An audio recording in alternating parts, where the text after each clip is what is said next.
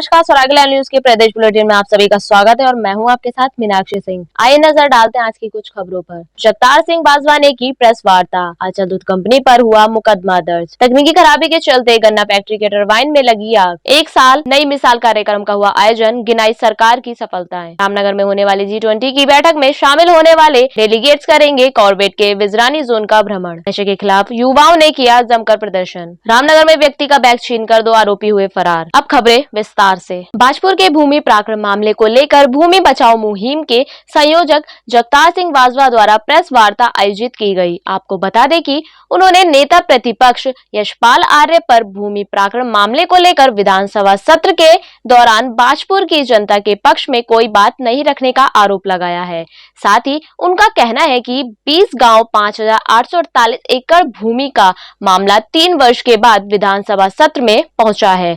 इसी के साथ विधानसभा सत्र के दौरान भूमि प्राक्रम मामले पर कोई सटीक निर्णय नहीं आया है और मामला न्यायालय में विचाराधीन होने की बात कहते हुए उसे टाल दिया गया। संवाददाता शुभम गंभीर की रिपोर्ट। देखना एक मिनट जरा।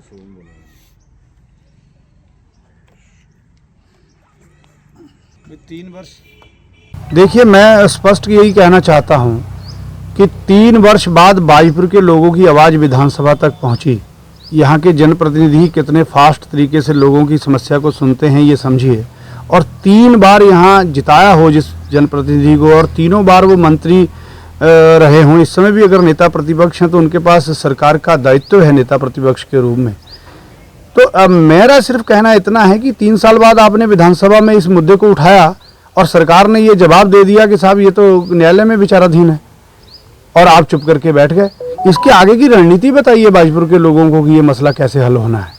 भाजपुर के लोग अगर गए हैं न्यायालय में तो तब गए हैं जब आपके निकम्मेपन की वजह से, सरकार के निकम्मेपन की वजह से गए हैं। खुशी से कोई न्यायालय नहीं गया। आज सरकार घोषणा करेगी इस मसले का हल करते हैं तो जितने भी न्यायालय गए वो वापस आ जाएंगे न्यायालय से। दूसरी बात, नेता प्रतिपक्ष हैं, आपका फर्ज बनता है, आपको यहाँ से तीन बार जिताया है और आज आप नेता प्रतिपक्ष हैं। आगे की घोषणा करिए, हम आपके साथ हैं। विधानसभा घेराव कब करना है, विधानसभा में धरना कब देना है आपने सरकार के खिलाफ। आप नेता प्रतिपक्ष की भूमिका में आइए ना। जब आप सत्ता में थे, आपके मंत्री रहते हुए ये इतना बड़ा मामला हो गया और आप ये कहते थे कि मैं सत्ता में हूँ, बोल नहीं पाऊंगा। अब तो आप विपक्ष में हैं, बोलिए आप किस दिन विधानसभा के सामने धरना देना है। भाजपुर के लोग, हम सब लोग आपके साथ खड़े हैं, लेकिन इस लड़ाई को लड़िए ना। भाजपुर के लोग आपकी तरफ देखते हैं, आपसे न्याय की उम्मीद करते हैं। कौन उठाएगा भी भाजपुर के लोगों की मांग जब सदन में आपको भेजा है तो। और साथ ही मैं भाजपुर के उन भाइयों से भी कहना चाहता हूं जो नादान है, जिनकी बुद्धि अभी इतनी विकसित नहीं है, जो ये कहते हैं कि इस समय विरोध भाजपा सरकार का होना चाहिए। साहब, नेता प्रतिपक्ष का विरोध क्यों होता है? हम नेता प्रतिपक्ष का विरोध नहीं कर रहे, हम भी कहते हैं भारतीय जनता पार्टी सरकार का विरोध होना चाहिए। करेगा कौन? नेता प्रतिपक्ष करें ना विरोध। हम यही कहना चाहते हैं अपने छोटे भाइयों से जो यदा कदा फेसबुक पर लिखते हैं कि नेता प्रतिपक्ष का विरोध नहीं होना चाहिए, भाजपा का विरोध होना चाहिए। होना चाहिए भारतीय जनता पार्टी का विरोध, लेकिन नेता प्रतिपक्ष करें। हम उनके साथ खड़े हैं भाजपुर के विषय को लेकर के। दलगत राजनीति से ऊपर उठकर हम उनके साथ खड़े हैं, लेकिन वो घोषणा करें कि विधानसभा में किस दिन धरना देंगे, विधानसभा के सामने किस दिन धरना देंगे। भाजपुर की जनता ने भारतीय जनता पार्टी को नहीं जिताया है। हल्द्वानी में आंचल कंपनी के दूध में मेलामाइन की पुष्टि होने पर आंचल निर्माता कंपनी पर मुकदमा दर्ज किए जाने का मामला सामने आया है। आपको बता दें कि फूड सेफ्टी एडमिनिस्ट्रेशन के द्वारा जिसे लेकर बुधवार को नैनीताल दुग्ध उत्पादक सहकारी संघ के अध्यक्ष मुकेश बोरा ने पत्रकार वार्ता कर सफाई देते हुए कहा है कि आंचल दूध सुरक्षित है और उपभोक्ताओं को इसके सेवन से कोई नुकसान नहीं है। संवाददाता दीपक अधिकारी की रिपोर्ट। उपभोक्ताओं में और आम जनमानस में आए तो उसमें पहला विषय यह है कि कल एक चैनल द्वारा रिपोर्ट जो दिखाई गई है, ये सर्वप्रथम तो मैं आप सबको नवरात्र और नव संवत्सर की आप सबके माध्यम से पूरे प्रदेश के दुग्ध उत्पादकों और उपभोक्ताओं को बधाई देता हूं।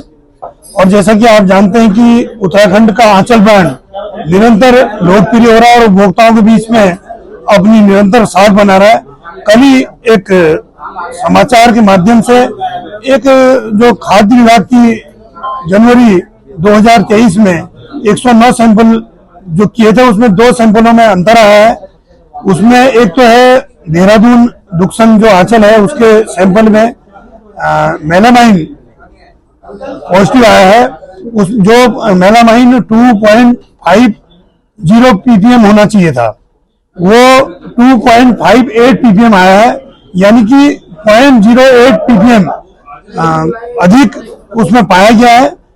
तो निश्चित रूप से मैं ये कह सकता हूं कि जहां पूरे सैंपलों में फिनिश जिन चीजों से आंचल गोल्ड दूध बना है, चाहे फैट मिला है पाउडर मिला है, उसी को उस लैब ने क्लीन चिट दी है।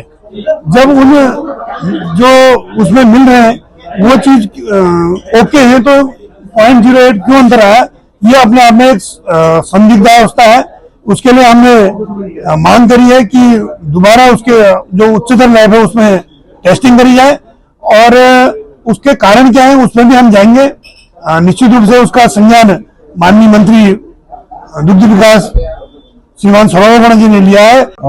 कल एक चैनल में न्यूज आ रही थी कि मेलामाइन जो है उसमें स्लाइटली कुछ ऊपर है देहरादून दुग्ध संघ में जो हम दूध बनाते हैं। एक्चुअली जनवरी 2023 में वहां से देहरादून दुग्ध संघ से 9 सैंपल लिए गए थे, जिसमें रॉ मिल्क भी था, क्रीम भी था, पाउडर भी था, छाछ और अन्य प्रोडक्ट थे। 9 में से 8 जो हमारे प्रोडक्ट थे उनके रिपोर्ट बिल्कुल ओके आई है। और यही नहीं, आश्चर्यजनक यह है कि उसमें जो रॉ मिल्क था, जो एसएमपी था, उसमें मेलामाइन की मात्रा 0 दिखाई गई है। और जब उसी चीज से मिला करके फुल क्रीम मिल्क हमारे आंचल गोल्ड हम बना है, उसका जो टेस्टिंग हुई है उसमें जो मेलामाइन की मात्रा है वो 2.58 ppm दिखाई गई है, जबकि मैक्सिमम जो परमिसिबल है 2.50 ppm तक परमिसिबल है। तो एक स्लाइट अंतर है उसमें 0.08 का। और यही एक सोचनी है थोड़ा सा कि जब रॉ मटेरियल में सब पूरा सही था, नील उसमें मेलामाइन की, तो ये किस कारण से आई है। तो जैसा अभी अध्यक्ष जी ने बताया कि इसको हायर लैब में हम लोग रेफर कर रहे हैं, क्योंकि जब सैंपल होते हैं, सेम सैंपल के 3 सैंपल होते हैं उसके, एक उस समय लैब को भेजी गई होगी, एक खाद्य विभाग के पास अभी भी होगी और एक हमारे पास है, उसमें सबके दस्तखत होते हैं। तो उसमें से एक सैंपल हायर लैब को भेजा जाएगा, तब स्थिति क्लियर हो पाएगी। हल्द्वानी के एमपी पीजी डिग्री कॉलेज में धामी सरकार के 1 साल पूरे होने पर 1 साल की नई मिसाल कार्यक्रम का आयोजन किया गया। इस मौके पर राज्य सरकार की 1 साल की उपलब्धियों को बताया गया। आपको बता दें कि कार्यक्रम में जिले के विधायक, पूरा प्रशासनिक अमला मौजूद रहा। इस दौरान सभी विधायकों व अधिकारियों के पशुपालन, उद्योग विभाग, स्वास्थ्य विभाग व विभिन्न विभागों के स्टॉलों का निरीक्षण किया गया। संवाददाता दीपक अधिकारी की रिपोर्ट।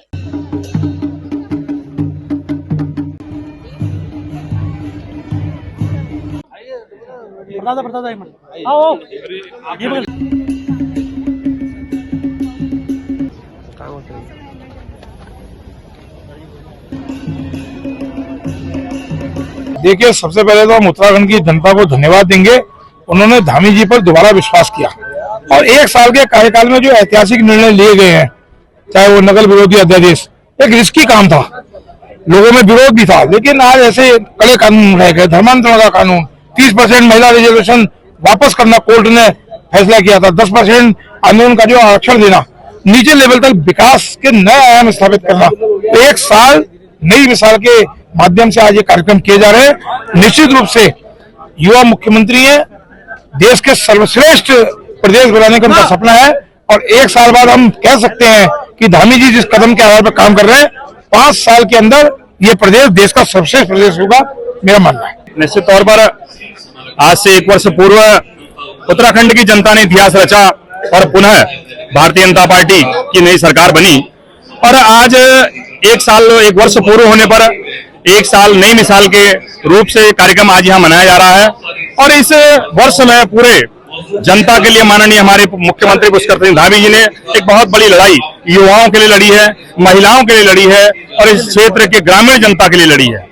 निश्चित तौर पर 30% क्षैतिज आरक्षण महिलाओं के लिए जो कार्य किया है वो एक ऐतिहासिक कार्य है। इसके साथ साथ ही युवाओं के लिए जो प्रतियोगी परीक्षाओं में नकल विरोधी कानून लागू किया है वो भी एक ऐतिहासिक कार्य माननीय मुख्यमंत्री जी के नेतृत्व में इस 1 वर्ष में हुए हैं। इसके अलावा जिन लोगों ने उत्तराखंड की लड़ाई लड़ी उन लोगों के लिए 10% क्षैतिज आरक्षण का एक वर्ष में ही कार्य अपना माननीय मुख्यमंत्री जी ने एक नया कानून बनाया है। निश्चित तौर पर इसके साथ साथ ही विकास की गंगा पूरे प्रदेश में बह रही है।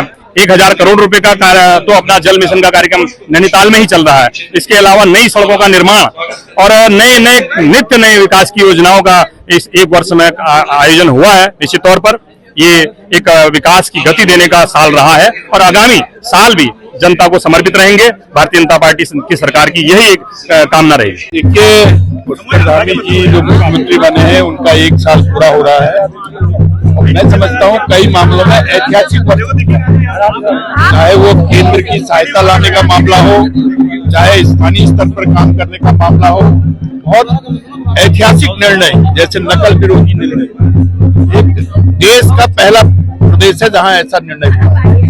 अपने जो सेना के मेडल प्राप्त हैं उनके जो बजट बढ़ाया है वो भी ऐतिहासिक है। अपने ओपीओ बनाए हैं, अपने केदारनाथ बद्रीनाथ का सौंदर्यीकरण है, तमाम जो विकास के कार्य हैं वो ऐतिहासिक हैं। बहुत अच्छे ढंग से धामी सरकार काम कर रही है और माननीय प्रधानमंत्री जी का बरद हस्त उत्तराखंड को है और उत्तराखंड प्रधानमंत्री जी के सहयोग से, धामी जी के सहयोग से इसके विकास को पंख लग रहे हैं। बहुत अच्छा कार्यक्रम मुख्यमंत्री जी के नेतृत्व में प्रदेश में ऐतिहासिक काम 1 साल के अंदर हुए हैं और ऐतिहासिक काम माननीय मुख्यमंत्री जी ने किए हैं। जैसे नकल विरोधी कानून लागू करके जो नकल माफिया हैं उनके खिलाफ एक कड़ा और सख्त कानून माननीय मुख्यमंत्री जी ने बनाने का काम किया है। मैं एक राज्य अधिकारी भी हूँ और राज्य अधिकारियों के लिए 10% का जो आरक्षण तय करके माननीय मुख्यमंत्री जी ने ऐतिहासिक काम किया, वो आज तक किसी ने नहीं किया। और जैसे महिलाओं के लिए नौकरी में 30% का आरक्षण माननीय हमारी सरकार ने किया है, मुख्यमंत्री जी के नेतृत्व में, पुष्कर धामी जी के नेतृत्व में सरकार ने किया है। तो सभी निर्णय ऐतिहासिक हुए हैं और 1 साल के अंदर जो काम हुए हैं माननीय पुष्कर धामी जी के नेतृत्व में वो ऐतिहासिक काम हुए हैं और धरातल में काम हुए हैं, गांव-गांव तक, शहर-शहर तक काम हुए हैं और विकास। देखिए, राज्य सरकार के 1 वर्ष का जो कार्यकाल है उसको अगर मैं वर्गीकृत करूं तो वो एक स्वर्णिम काल है। इसमें अर्बन डेवलपमेंट से लेकर, विलेज डेवलपमेंट से लेकर, हेल्थ से लेकर, एजुकेशन से लेकर, सामाजिक सोशल स्ट्रक्चर से लेकर, मैं कहना चाहूंगा कि लगभग सभी क्षेत्रों में, एम्प्लॉयमेंट से लेकर सभी क्षेत्रों में बड़े अभूतपूर्व कार्य हुए हैं। ये टूरिज्म का प्रदेश है, टूरिज्म को लेकर भी यहाँ अभूतपूर्व कार्य हुए हैं और अर्बन डेवलपमेंट में खास बहुत फोकस किया गया है और साथ ही एक जीरो टॉलरेंस की सरकार, एक ट्रांसपेरेंसी और साथ ही एक सबसे बड़ा जो कानून अभी आया है नकल विरोधी कानून, उससे युवाओं में बड़ा उत्साह है। जो परिश्रम करेगा वो अपने लक्ष्य की प्राप्ति करेगा। ये युवाओं के अंदर कूट कर आज भर चुका है और लोग, मैं कहूँगा कि नैसर्गिक सौंदर्य से ओतप्रोत इस प्रदेश में पर्यावरण की भी चिंता की जा रही है। G20 का आयोजन भी यहाँ पर हो रहा है। तो अभूतपूर्व कार्य, खेल की नीतियों में बहुत सुधार हुआ है, खाद्य रसद में बहुत सुधार हुआ है, अंत्योदय परिवारों के लिए बहुत सारी सुविधाएं दी गई है, समाज कल्याण की सुविधाओं को और उच्चीकृत किया गया है। तो बहुत से कार्य वर्तमान की सरकार ने 1 वर्ष में पूरे किए और माननीय धामी जी का जो लक्ष्य है कि 2025 में यह भारतवर्ष का अग्रणी राज्य में होगा, तो यह लक्ष्य ऐसा है। सबसे पहले तो मैं 1 वर्ष पूर्ण होने की सभी को बधाई देना चाहूंगी।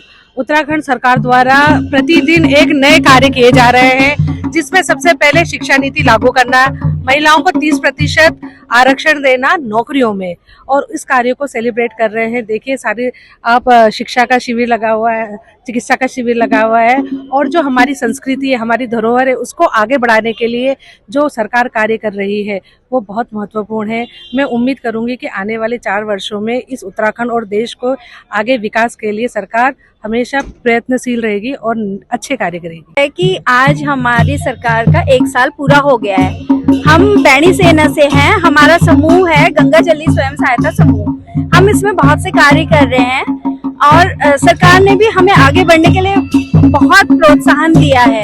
हमारी जो बैणी सेना है, आज हम नगर निगम के द्वारा हमने अपनी बैणी सेना के द्वारा सारे लोगों से यूजर चार्ज लेना शुरू करा है। इससे बहुत फायदे हो रहे हैं। तो हम चाहते हैं कि सरकार हमारे साथ हो, महिलाओं के लिए भी कार्य करे, स्कूल शिक्षा संस्थाओं के लिए तो कर ही रही है और रोजगार के लिए भी बहुत से कार्य कर रही है। आगे भी सरकार ऐसे ही कार्य करते रहे। जसपुर क्षेत्र के अंतर्गत आ रही नादेश शुगर मिल में आग लग गई। आपको बता दें कि गुरुवार सुबह लगभग 4 बजे गन्ना फैक्ट्री के तकनीकी खराबी के चलते टरबाइन मशीन में आग लग गई, जिसके बाद बड़ी मुसीबतों से आग पर काबू पाया गया और सुरक्षा की दृष्टि से फैक्ट्री को तत्काल बंद कर दिया गया। इसी के साथ गुस्साए किसानों ने जीएम ऑफिस का घेराव किया व जमकर नारेबाजी कर फैक्ट्री को जल्द चलाने की मांग की गई। वहीं मौके पर पहुंचे क्षेत्रीय विधायक आदेश चौहान ने फैक्ट्री का निरीक्षण कर कर्मचारियों को फटकार लगाई। संवाददाता दीपक चौहान की रिपोर्ट।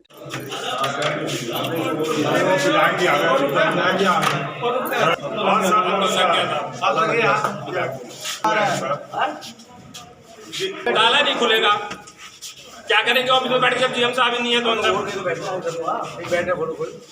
तुम्हारा जीव ही नहीं है तो फोन नहीं आ रहा। भारतीय किसान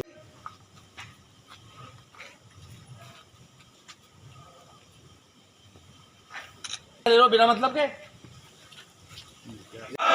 मिल प्रबंधक मिल चालू करो, मिल चालू करो।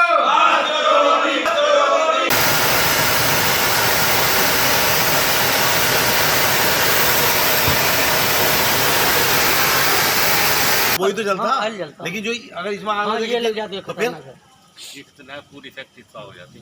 भैया मुझे तो जब पता चला कि हमारी फैक्ट्री क्योंकि बंद पड़ी है, तो किसानों की समस्या को देखते हुए मैं बीटीसी की बैठक छोड़ के यहाँ आया हूँ और यहाँ आगजनी हुई है क्योंकि वो बता रहे ऑयल टपका बैगास में उसमें आग लगने से नुकसान हुआ है। वो फैक्ट्री बंद है। अब जीएम साहब और चीफ इंजीनियर साहब इनको बुलाया गया। मैंने कहा भैया लापरवाही, क्योंकि एक तो सफाई की व्यवस्था ठीक नहीं है, क्योंकि बैगास जो उड़ रही है अगर उसको समय समय पर बाहर निकालते रहेंगे तो मैं घटना बच सकती है। अब इनका कहना शॉर्ट सर्किट है, शॉर्ट सर्किट हुआ तो इतनी बड़ी घटना होगी कि नीचे बैगास पड़ी थी, इससे आग ज़्यादा हो गई जिससे कोई नुकसान हुआ। लेकिन शाम 8-9 बजे तक हम चला देंगे। तो मेरा प्रयास है, मैं भी चाहता हूँ कि भाई फैक्ट्री चलनी चाहिए क्योंकि अभी किसानों का गन्ना बकाया है। देखिए आज सुबह है करीब 4:30 बजे के आसपास जो है नीचे टरबाइन जो है, टरबाइन नीचे प्लेटफॉर्म होता है, जगह होती है, बेसमेंट कर सकते हैं उसका, वहाँ पे जो है आग शॉर्ट सर्किट से आग लगा। शॉर्ट सर्किट से वो फैल गया कि पूरा वो चारों रस्ता में फैल गया। वहाँ पे उसको हम लोगों ने मिलकर के पूरे स्टाफ ने हमने मिलकर के बुझा लिया। फायर ब्रिगेड भी आई, मिलकर बुझाया हम लोगों ने, कंट्रोल कर लिया हम लोगों ने और हम सभी सुरक्षित रहे वहाँ पर। तो हम भी थे वहाँ पे, अंदर हम भी थे उस समय, हम अंदर थे उस समय, सुरक्षित रहें। और बाकी जो है वो नुकसान जो है वो जैसे कि जो मैं बात किया था चीफ इंजीनियर से, बताया 50,000 रुपये नुकसान हुआ है, वायर केवल नुकसान हुआ है। कुछ पार्ट जो है वो टरबाइन में ख़राब हो गया था, तो उसका जो है वो मंगाया हम लोगों ने, आ रहा है और संभवतः जो है रात तक ठीक कर लेंगे हम लोग। इंजीनियर लगे हैं, मेरे इंजीनियर टरबाइन इंजीनियर लगे हैं और बाकी स्टाफ लगा हुआ है, लगे हैं लोग, और हम लोग चलाने का प्रयास कर रहे हैं। तो चलाने का प्रयास करेंगे, रात में चला लें या कल सुबह चला लें, करेंगे उसको। कहाँ हैं सब लोग? शाम की चाय तो एक साथ होनी चाहिए, सब लोग एक साथ बैठना ही नहीं चाहते। पापा ट्राई दिस। लो सब लपक लिए।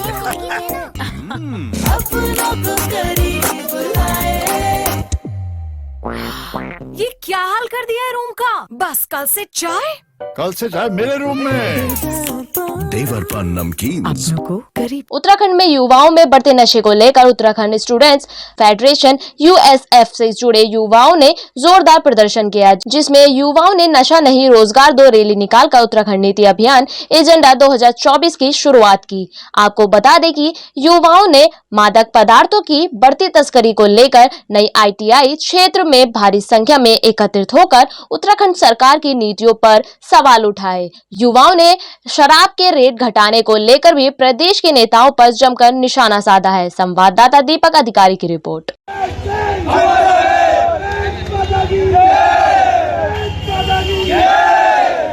मामला पूरे प्रदेश के आगे 23 साल हो गए हैं और जितने भी ये युवा हैं, यहाँ क्षेत्र के युवा हैं, उत्तराखंड के बच्चे हैं सारे के सारे। अभी अगर ये लाइव आप रिकॉर्ड कर रहे हैं, अगर लाइव भी आप इन सब बच्चों से पूछेंगे तो ना इनमें से कोई विधायक का बच्चा है, ना किसी बड़े अधिकारी का बच्चा है, सब आम लोग हैं प्रदेश के। 23 सालों में दिल्ली से चलने वाली जितनी भी ये सरकारें हैं, राष्ट्रीय पार्टियां हैं, इन 23 सालों में इन पार्टियों ने साबित कर दिया कि ये राज्य विरोधी पार्टियां हैं। बेरोजगारी में हम लोग नंबर 1 पे हैं, नशे में हमारे प्रदेश नंबर 1 पे है, हत्याएं हमारे बच्चों की हो रही हैं। अभी आपके सामने का मामला है अंकिता बहन के साथ जो हुआ। देहरादून का मामला आपके सामने का है कि बेसबॉल के डंडे से हमारे एक भाई को मार दिया जाता है। बेरोजगार संघ जो लड़ाई लड़ रहा है बेरोजगार युवाओं की, वो मामला आपके सामने है कि लाठियां मार दी गई, 307 लगा दी। तो अपने राज्य में हमारा ही बच्चा परेशान हो रहा है। इसके खिलाफ जो क्षेत्रीय दल है और क्षेत्रीय दल की ये यूनिट है यूएसएफ उत्तराखंड स्टूडेंट फेडरेशन, इसने आवाज़ उठाई है। और कहीं भी हमारे उत्तराखंड का बच्चा कहीं परेशान होता है, किसी समस्या में होता है, हम लोग सबसे आगे रहेंगे। आंदोलन हमारा कई दिनों से चल रहा है नशे के खिलाफ। इसमें हमने सिटी मजिस्ट्रेट को ज्ञापन भी दे चुके हैं और हम इसमें शासन प्रशासन का पुतला भी फूंक चुके हैं। तो आज हम सब युवाओं ने सोचा कि शहादत दिवस के अवसर पर एक नशे के खिलाफ युवा आक्रोश रैली निकाली जाए कि जिस तरीके से युवा शहीद भगत सिंह, शहीद सुखदेव, शहीद राजगुरु ने इस युवा उम्र में अपना बलिदान दिया, तो मैं चाहता हूं कि वही जोश खरोश आज के युवाओं में भी दिखना चाहिए। लेकिन आज का जो यह नशे का षड्यंत्र चल रहा है, इसको आप राजनीतिक षड्यंत्र भी कह सकते हैं कि इतनी आसानी से हर युवाओं के पास नशा पहुंच जाता है एक मामूली फ़ोन कॉल या एक व्हाट्सएप मैसेज से। तो आप देख ही रहे हैं। और सबसे जो खतरनाक नशा है शराब, वो तो आप देख रहे हैं कि सरकार लाइसेंस में बिकवाती है और उसको पी के हम बहक जाएँ तो फिर हम पे केस हैं या कुछ चीज़ें हैं। तो आप देख ही रहे हैं, उससे भी सरकार अपना राजस्व बढ़ा रही है। तो हम चाहते हैं कि उत्तराखंड में पूर्ण शराबबंदी के साथ पूर्ण नशाबंदी हो और उत्तराखंड के युवाओं का भविष्य संवरे। जी, दरअसल उद्देश्य हमारा ये था इस रैली का कि ये जो आधा सौ नामी जो एक नशा है, स्मैक स्पेशली मैं कहना चाहता हूँ, इसने पूरा आधा सौ बिगाड़ दिया है, स्वर बिगाड़ दिया हमारे समाज का। तो हमारा उद्देश्य ये है कि जो ये सरकार चाह रही है कि हमारी जो युवा हैं ये कमज़ोर हो जाए, नशे करें और सब ये सरकारों के जो मन की है वो होते रहे, तो ऐसा हम होने नहीं देंगे। हमारा आंदोलन बरकरार रहेगा और इससे भी भ्रामक रूप ले सकता है। और हमारी चेतावनी है सभी सरकारों को कि वो होश में आ जाएं, नहीं तो ऐसा करेंगे कि वो सोच भी नहीं सकते कि किस हद तक हम युवा सब मिलके उत्तराखंड को सुधारने के लिए खड़े हो सकते हैं, ये वो सोच भी नहीं पाएंगे। आप सभी से मेरा अनुरोध है कि आप सभी मेरा साथ दें, क्योंकि इस सब में आप सभी का मेरा साथ जब तक नहीं होगा मैं कुछ नहीं कर पाऊंगा अकेले। रामनगर में 28 से 30 मार्च तक होने वाली G20 की बैठक की तैयारियों को लेकर अधिकारी पूरी तरह से मुस्तैद हैं। आपको बता दें कि इस बैठक में भाग लेने वाले देशी व विदेशी डेलीगेट्स जहां एक और उत्तराखंड की संस्कृति से रूबरू होंगे, तो वही विश्व प्रसिद्ध कॉर्बेट नेशनल पार्क के पर्यटक जॉन विजरानी का भ्रमण भी करेंगे। पार्क वार्डन अमित ग्वासा कोटी ने बताया है कि मेहमानों के विजरानी जोन में भ्रमण करने के लिए कर्मचारियों को तैनात किया जाएगा। इसी के साथ भ्रमण के दौरान शामिल डेलीगेट्स जोन पर प्राकृतिक सौंदर्य का आनंद लेने के साथ साथ वन्य जीवों का भी दीदार करेंगे। संवाददाता कैलाश रियाल की रिपोर्ट। हाँ जी, ऐसा है G20 समिट जैसा कि सभी को पता है कि रामनगर में प्रस्तावित है। तो इसी क्रम में जो G20 डेलीगेट्स हैं उन्होंने बिजरानी जोन में एक मॉर्निंग डे सफारी का कार्यक्रम है, तो इसके लिए हमारे द्वारा पूरी तैयारियां कर ली गई हैं। इसमें से जिप्सीज हमने अधिकृत की हैं, जो नेचर गाइड्स उनके साथ रहेंगे, उनको ट्रेनिंग दी जा चुकी है। उनके ट्रेनिंग के 2-3 सेशंस हो चुके हैं। जो हमारा सुरक्षा प्लान है, सुरक्षा के लिए जो अधिकारी कर्मचारी लगे रहेंगे उनकी भी मीटिंग्स हो गई हैं और अभी आने वाले दिनों में एक आध मीटिंग्स और की जाएंगी। और बिजरानी जोन में जिन रूट्स पे उनके द्वारा भ्रमण किया जाएगा उनका रूट ट्रायल हो चुका है और जितनी भी सड़कें वगैरह हैं वो हमने सारी व्यवस्थाएं सुनिश्चित कर ली हैं कि वो सब कुछ अच्छे तरीके से हो जाए। रामनगर में बुधवार को मुख्य बाजार से गुजर रहे एक व्यक्ति का बैग छीनकर लुटेरे फरार हो गए। आपको बता दें कि मामले की जानकारी देते हुए कोतवाल अरुण कुमार सैनी ने बताया कि मोहन सिंह रावत ने पुलिस को सूचना दी है कि 2 व्यक्ति द्वारा उनका बैग छीन लिया गया। घटना की जानकारी मिलने पर पुलिस ने आरोपियों के खिलाफ मुकदमा दर्ज कर उनकी तलाश शुरू कर दी है। संवाददाता कैलाश रियाल की रिपोर्ट।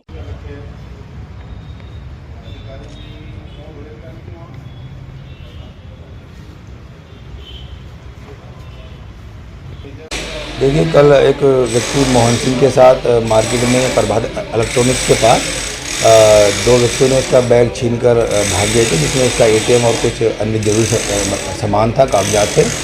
वादी की तहरीर पर हमारे द्वारा मुकदमा पंजीकृत किया गया और इसमें हमारे द्वारा इस वारदात में करीब कुल 4 लोगों को हमारे द्वारा गिरफ्तार किया गया है और उनसे जो बरामदगी की है वादी का, जो एटीएम चोरी करके उसके बैग से निकाल कर जो पैसा निकाला था वो भी, और अन्य जो मतलब कागजात और सामान हमारे द्वारा 100% रिकवरी की गई है। उत्तराखंड की धामी सरकार के 1 साल के कार्यकाल को पूरी तरह विफल बताते हुए कांग्रेस नेताओं ने सरकार पर सवाल उठाए हैं। आपको बता दें कि नेता प्रतिपक्ष यशपाल आर्य और कांग्रेस प्रदेश अध्यक्ष करण मेहरा ने संयुक्त रूप से प्रेस कॉन्फ्रेंस आयोजित की, जिसमें उन्होंने 1 साल पूरा प्रदेश बदहाल का नारा लगाते हुए प्रदेश सरकार पर तंज कसा है। कांग्रेस नेता का कहना है कि राज्य सरकार प्रदेश में विकास नहीं केवल भ्रष्टाचार करने में जुटी हुई है, साथ ही प्रदेश में अफसरशाही भी पूरी तरह से बेलगाम है, लिहाजा यह सरकार का 1 साल पूरी तरह बदहाल रहा। और वही गलती आज नरेंद्र मोदी फिर कर रहे हैं। जितना प्रताड़ित करेंगे कांग्रेस उतनी ज्यादा मजबूत होगी। ये भाई और बदहाल स्थिति है, बेमिसाल नहीं बदहाल, हर मोर्चे में विफल रही है राज्य सरकार। और दूसरी तरफ दुर्भाग्य यह है कि इससे बड़ा शर्मनाक बात हो ही नहीं सकती है कि राज्य सरकार ने जो वार्षिक बजट पिछले वर्ष पेश किया था और उसमें विभागवार बजट जारी भी कर दिया गया था, लेकिन विभागों की लापरवाही की वजह से, विभागीय अधिकारियों की लापरवाही की वजह से 21% ही राज्य विभाग खर्च कर पाए। इससे बड़ी विडंबना कुछ हो ही नहीं सकती है। और दूसरा, इन्होंने कहा था कि हम 22,000 युवाओं को रोजगार देंगे, सरकारी नौकरी देंगे। कितनों को नौकरी दे पाए? कथनी और करनी में भारतीय जनता पार्टी कथनी और करनी में बड़ा फर्क दिखाई देता है। कानून व्यवस्था पूरी तरह ध्वस्त हो चुकी है। नौजवानों के साथ बर्बरतापूर्वक लाठीचार्ज और उनको जेल में ठूंस दिया जाता है। अंकिता हत्याकांड के जो दोषी हैं वो आज भी कौन मुख्य आरोपी है, सरकार इसका पता नहीं लगा पाई है। वो बचना चाहती है, उनको बचाना चाहती है। और दूसरा जो हमारा पेपर लीक मामले हैं उसकी सीबीआई जांच से इनकार क्यों? हाईकोर्ट की सिटिंग जज से सीबीआई इंक्वायरी हो, इसके बारे में जांच क्यों नहीं कर रही है? तो कानून व्यवस्था पूरी तरह चरमरा चुकी है, अफसरशाही बेलगाम है और अपराधियों के हौसले बुलंद हैं और पूरी तरह सरकार फेल्योर रही है, ये मैं कह सकता हूँ। सरकार विपक्ष को कमजोर विपक्ष का लगातार नाम दे रही है, उनके भ्रम को तोड़ने के लिए विपक्ष क्या करने आता जाती जो देखिए, अगर हम कमजोर विपक्ष होता ये अनुपूरक बजट 5 दिन का और 2 दिन में बजट 17 अवसान कर देती है। तो सरकार ने 13 तारीख से लेकर 18 तारीख तक का एजेंडा माननीय अध्यक्ष को भेजा था और 4 दिन में 17 अवसान हो जाता है। हमने प्रमुखता के साथ तो जो प्रदेश के विषय हैं, जो मुद्दे हैं, उनको उठाने की कोशिश की लगातार, लेकिन सरकार सुनना नहीं चाहती। जितने नारे थे सब फेल। किसान की आय दोगुनी की करने की बात करने वाली सरकार ने गन्ने की से बनने वाली चीनी के दाम बढ़ा दिए। गन्ने से बनने वाले सीरे से अल्कोहल बनता है, उसके दाम बढ़ गए अल्कोहल के। लेकिन गन्ना किसान के समर्थन मूल्य में 50 पैसे की भी बढ़ोतरी नहीं की गई और गन्ना किसान पुराने भुगतान की मांग कर रहे हैं। पूरे पर्वतीय क्षेत्र से लेकर मैदानी क्षेत्र तक ओले और अतिवृष्टि ने लोगों की फसलें खराब कर दी हैं। उस पर सरकार 1 हफ्ते से एक शब्द नहीं बोली है, कोई मुआवजे की बात सरकार नहीं कर रही है। दूसरी तरफ बेटी बचाओ बेटी पढ़ाओ के नारे वाली सरकार में अंकिता मर्डर केस हुआ और उसमें अभी तक वीआईपी का नाम सामने नहीं आ पाया। 2 करोड़ बेरोजगारों को रोजगार देने की बात करने वाली सरकार में भर्ती घोटाले में SSC भर्ती घोटाला, पटवारी का पेपर लीक, JEE की जो पेपर हुए थे वो निरस्त करने पड़े और उसमें इनके ही पार्टी के नेता पकड़े जा रहे। हाकम सिंह इनका जिला पंचायत सदस्य, मंगलौर का इनका मंडल अध्यक्ष, इनका चौहान जो महामंत्री वो पकड़ा गया। आखिर क्या कारण है कि हर घोटाले में बीजेपी का ही आदमी सामने आ रहा है? उसके अलावा जोशीमठ जो 80 करोड़ से ज़्यादा हिंदुओं की आस्था का केंद्र है, आस्था के नाम पर राजनीति करने वाली भारतीय जनता पार्टी जोशीमठ को नहीं बचा पाई। कि आज लगभग 1 वर्ष का जो जश्न भारतीय जनता पार्टी कह रही है कि 1 साल बेमिसाल, लेकिन सत्यता ज़मीन पर यह है कि 1 साल प्रदेश बदहाल। और सबसे बड़ी विडंबना यह है कि आज प्रदेश का जो हम बजट सत्र हमने देखा, इसमें जो बजट एट ग्लांस की मत संख्या 7 है, वो सबसे बड़ा प्रश्न आज प्रदेश के सामने है। बजट एट ग्लांस मत संख्या 7 में स्पष्ट रूप से इंगित किया गया है कि आज प्रदेश के ऊपर 1 लाख करोड़ का कर्ज हो गया है। और सबसे बड़ी विडंबना इस बात की है कि राज्य बनने के बाद 2017 तक जहां विभिन्न सरकारों ने मात्र 35,000 करोड़ का कर्ज लिया था, भारतीय जनता पार्टी की इस 6 साल के शासनकाल में वो कर्ज 65,000 अतिरिक्त ले लिया गया। अब सबसे बड़ा प्रश्न उठता है कि जो 1 लाख करोड़ रुपए आपने कर्ज लिया, क्या ऐसा कुछ आपके पास उपलब्धि प्रदेश सरकार की है जिससे इंफ्रास्ट्रक्चर डेवलप हुआ हो, लोगों की बुनियादी सुविधाओं का हल हुआ हो, नए अस्पतालों का सृजन हुआ हो, नए शिक्षा के क्षेत्र में कुछ नया कीर्तिमान स्थापित हुए। आम जनता आज भी बिजली, पानी, सड़क, स्वास्थ्य, चिकित्सा, शिक्षा से लेकर हर मुद्दे पर जनता की हम आवाज़ बनने की जब कोशिश कर रहे हैं, आप हर जगह देखेंगे। आप हल्द्वानी की सड़कें देख लीजिए, किस तरीके से बदहाल हैं। आज भी युवा प्रदेश का लगातार सड़क पर है। जिस तरीके से भर्ती घोटालों का प्रकरण पूरे 1 साल में हमने प्रदेश के अंदर देखा है, युवा आज भी बेरोजगार अपनी लड़ाई मांग रहा है कि हमको रोजगार दीजिए। पूछिए अग्निवीरों से जो अन्याय उनके साथ हुआ है। सैन्य परंपराओं से लैस हमारे उत्तराखंड का जो नाम सबसे ज़्यादा रोशन करा है, हमारे सैनिकों ने करा है। और उन्हें किस प्रकार से अग्निवीर योजना, अग्निपथ योजना के तहत उनकी प्रताड़ना हो रही है। आउटसोर्सिंग दे दी आर्मी की। चीन हमारी सरहदों में घुस रहा है। सीमांत क्षेत्र है, उत्तराखंड में भी कई सीमांत क्षेत्र हैं। युवाओं के साथ लगातार होने वाली ये पेपर लीक, भ्रष्टाचार माफिया, भर्ती माफिया, जिस प्रकार से सरकारी ताने बाने के साथ संलिप्त है, जिस प्रकार से महिलाओं के साथ अत्याचार हो रहा है, कानून व्यवस्था की बात करी जाए, स्मैक का नशा इस प्रदेश को अपनी गिरफ्त में ले चुका है। उड़ता हुआ उत्तराखंड है। विकास विहीन सोच, बिजली पानी का संकट, किसानों को अति ओलावृष्टि और बारिश के कारण जो हुआ नुकसान। जोशीमठ की बात करें, ये भगवान श्री राम और हिंदू धर्म के आधार पर अपनी वक्तव्य देते हैं, अपनी प्रतिज्ञाएं करते हैं, लेकिन जोशीमठ के साथ कैसा भेदभाव हुआ। रुद्रपुर में जिन लोगों ने व्यापारी वर्ग जो है भारतीय जनता पार्टी को संरक्षण दिया इतने वर्षों से, उनकी 170 दुकानें रातों रात तोड़ दी जाती हैं। ये और झूठे नारे देते हैं, सबका साथ सबका विकास। और G20 हो रहा है, वसुदेव कुटुंबकम का इतना झूठा नारा ये पूरे विश्व को दे रहे हैं, जबकि धार्मिक उन्माद फैलाकर मात्र ये राज यहाँ पे कर रहे हैं। तो ऐसी सरकार को और इनकी कार्यप्रणाली को शर्म आनी चाहिए। अल्मोड़ा विधानसभा में भाजपा सरकार एक साल अनमोल थीम के साथ भाजपा सरकार के कार्य को जन जन तक पहुंचाने का कार्य किया गया, जिसमें सरकार की ओर से शिरकत करते हुए भाजपा के प्रदेश उपाध्यक्ष कैलाश शर्मा ने कहा है, 1 साल के भीतर राज्य सरकार ने जो विकास के कार्य किए हैं, उन्हें प्रत्येक ब्लॉक में शिविर लगाकर जन जन तक पहुंचाने का काम किया जाएगा। जिलाधिकारी वंदना सिंह ने कहा है, शिविरों के माध्यम से रोस्टर तैयार कर चिकित्सक शिविर और अन्य विभागों की कार्य प्रगति को जनता को बताया जाएगा। इस दौरान जिलाध्यक्ष रमेश बहुगुणा समेत पार्टी पदाधिकारी व कार्यकर्ता मौजूद रहे। संवाददाता हेमंत सिंह मेहरा की रिपोर्ट। वर्ष का कार्यकाल पूरा हुआ है, 1 साल नई मिसाल। बहुत सारी ऐसी उपलब्धियों का भरा ये साल रहा है। और जिस क्षेत्र में भी भारतीय जनता पार्टी ने अपने चुनाव के वक्त अपने घोषणा पत्र में जो बातें कही थी, आज लगभग उन सारी चीज़ों को छूते हुए, प्रारंभ करते हुए हमारी सरकार ने बहुत उपलब्धियां इस वर्ष हासिल की। चाहे युवा हो, महिला हो, बेरोजगार हो, राज्य आंदोलनकारी हो, अन्य क्षेत्रों में भी काम करने वाले लोग हैं, सबकी आशा उम्मीदों पर सरकार खरे उतर रही है।